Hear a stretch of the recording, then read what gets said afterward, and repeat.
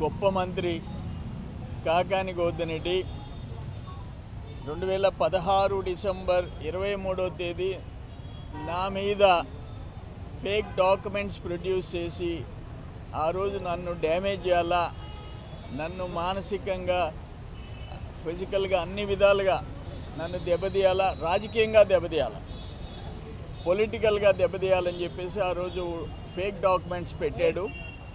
ఆ తర్వాత నేను criminal case, criminal defamation, physical defamation, criminal defamation, criminal case, civil defamation అన్నీ వేశాను.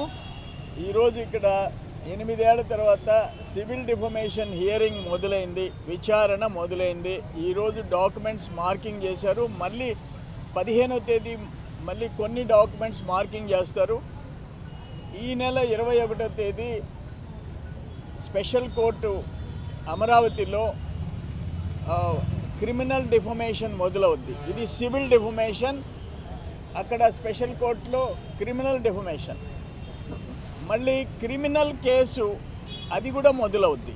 సో 8 ఏళ్ల తర్వాత కాకాని గోవర్ధన్ రెడ్డి నా మీద OCBC bank, RHP bank, Berhad bank, DBS bank, LHDN bank in Malaysia, నా ఆస్తులు 68 ఎకరాల భూమి in Nilai city of Malaysia, 1 plot 123A brick field area in కౌలలంపూర్.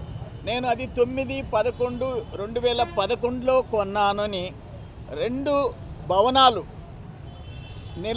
Nilay సిటీలో 2005 జూలై 12లో కొన్నాను. ఒక building Subang Jaya area in Malaysia, Priya Swami and Rama Singh మలేషియాలో వాళ్ళిద్దరు నాకు మధ్య క్యాష్ ట్రాన్సాక్షన్స్ జరిగినాయి.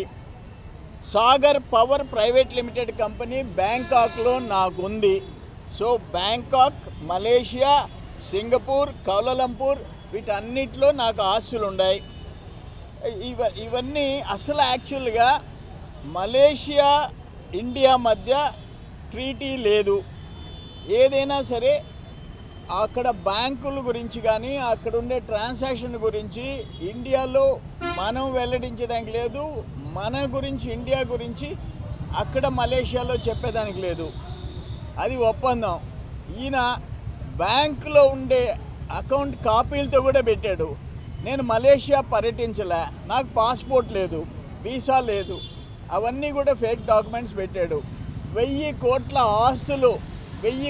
ఆస్తులు నాకు అక్కడ ఉన్నట్టు, నాకు, నా భార్య, నా కుమారుడికి 1000 కోట్ల ఆస్తులు 4 దేశాల్లో ఉన్నట్టు ఆ రోజు డిసెంబర్ 23 ఆయన ప్రెస్ కాన్ఫరెన్స్ పెట్టాడు. ఆయన ఉద్దేశం ఏంటంటే నేను రాజకీయంగా, మానసికంగా, అన్ని విధాల ఆరోగ్యంగా అన్ని విధాలా దెబ్బతినిపోవాలా, మెంటల్ టార్చర్ అనుభవించాలా, నేను కుంగిపోవాలా, నాకు నా ప్రతిష్ట తెలుగోడు అనేవాడు అందరి దగ్గర డ్యామేజ్ అయిపోవాలని చెప్పేసి ప్రయత్నం చేశాడు.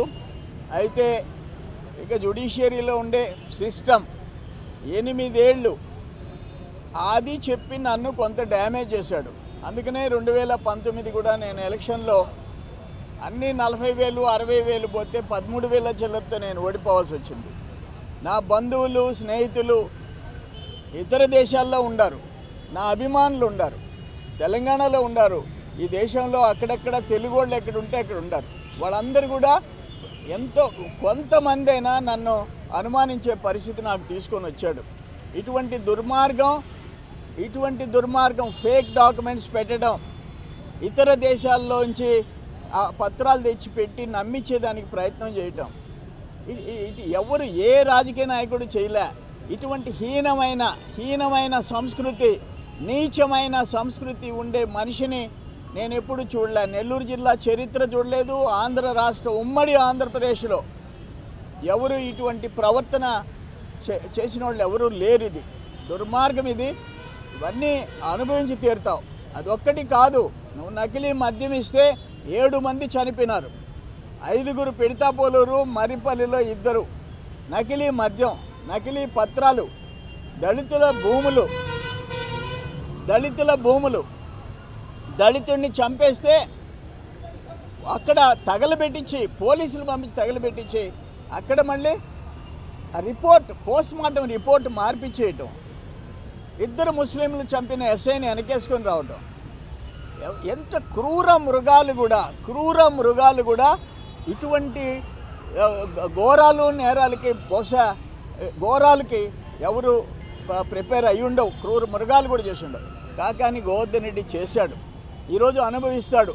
అదేదో కోర్టు దొంగతనం, ఆ కుక్కలు. అయితే మళ్ళీ నాకేందంటే ఈ కోర్టులో సివిల్ డిఫమేషన్ ఉంది, స్పెషల్ కోర్టులో క్రిమినల్